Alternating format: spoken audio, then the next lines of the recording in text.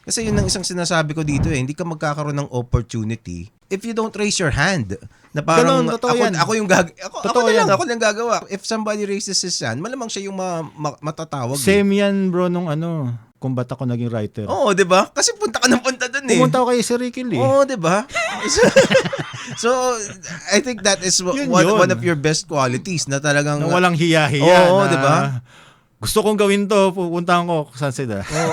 Kumbaga inire-representa mo yung sarili mo, kahit pinipresenta mo pala. Kahit ganun. na hindi ko naman talaga intention. Yung kay Sir Ricky Lee, intention ko na magsulat.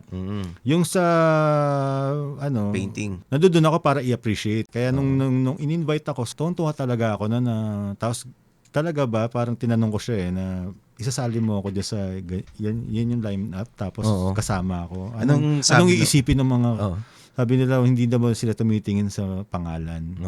Yung tinitingnan nila yung puso, yung kung talagang yun yung gusto mo talagang gawin, tapos nagpa-participate ka.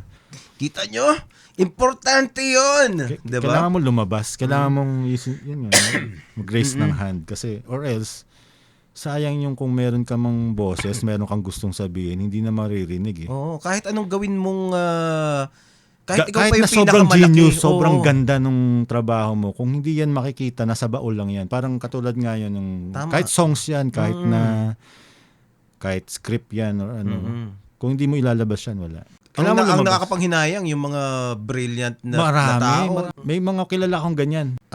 Makikita ko yung work, tapos ang pinupuntahan lang na show, yung mga, kunwari, yung mga paid na kunwari sa mall, ganyan. Walang problema doon Pero yung work niya deserve na ma-show sa gallery.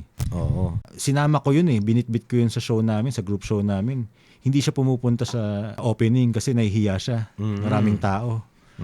So maraming ganon. A lot of people naman don't start really without any connections So kailangan mong gumawa ng sarili mong connection. Ano yan? Parang huhulaan ng mga tao na may magaling dito sa bahay na to. dapat tong hindi.